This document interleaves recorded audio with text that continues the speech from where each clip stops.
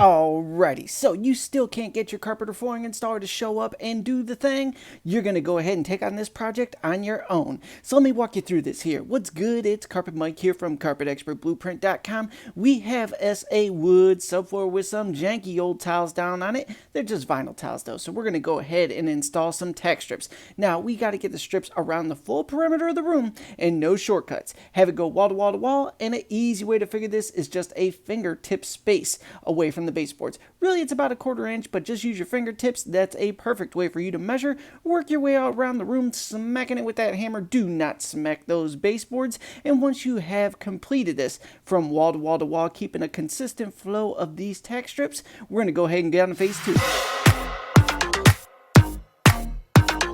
Alright, cool. So we got all that tack strip out around the perimeter secured to the floor. We got to lay us some padding down. Now with carpet padding, you can't mess it up.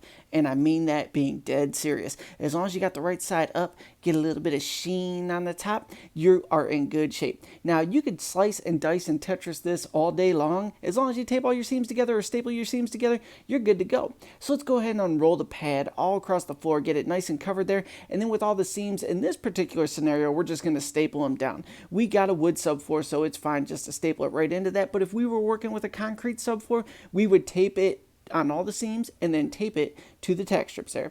Now once everything's lined up, laid out, we're going to go ahead and trim it in. And when you're cutting it to the tack strips there, basically just want like a hairline gap between the padding and the tack strips. Too much of a gap will cause a little bit of a gully, and you'll see that little dip when you're stretching it and locking on the strips there. So you want to make sure it's just a hairline gap between the pad and the strips. This will give you a fantastic foundation for the next phase, bringing in that carpet here.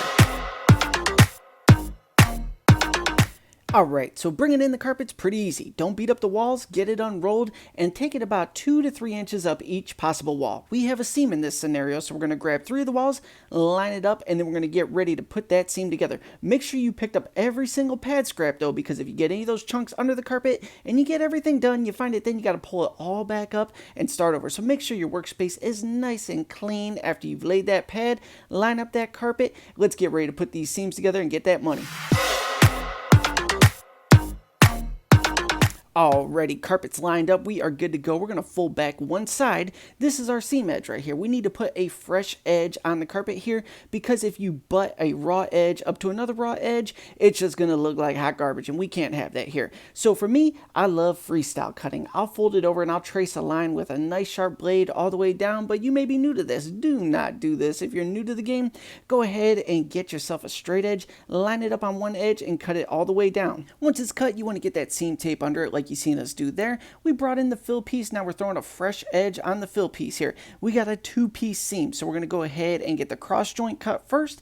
Same exact scenario. Do not freestyle like I do. I got mad skills, but you go ahead and use a straight edge on that, line it up, and get ready for the next part. We're going to burn this baby together. Break out that seam iron. It is time to burn this baby together. So we went ahead and burned the cross joint. Now we're doing the length of the seam. Obviously we've got some time-lapse action here, but if you're new to this, just know that you want to let the seam iron sit in place for roughly 10 seconds, slide it an iron's length forward, then continue until you get all the way to the end. Once it's done, let that cool out for a good 10-15 minutes, and then it's time to go ahead and wrap this up. Alright, so we got that seam burned. It's time to stretch it in and get down to that money look. So we're going to go ahead and kick it on. Now when you're kicking it on, there's a couple different walls. We got our set walls and we got our hard walls. Our set wall is one where you just give it a nice little tap, tap, tap, locking it onto the tack strip. Then you go to the exact opposite wall of that and blast it on. That's called your hard wall there. Keep your kicker head about 2 inches away from the tack strip. Kick it up and then press down on the carpet onto the tack strip with your thumb.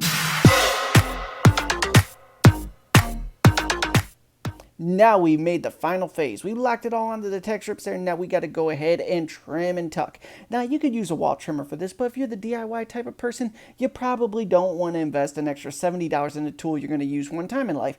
Go ahead and fold the carpet back and then make a cut roughly a 1/4 inch hefty from the baseboard. If the baseboard's raised, this is going to be perfect. Then you just go ahead and take your linoleum knife, your stair tool, tuck it down, and that is all you have to do, working your way around the room until it's officially finished and looking phenomenal.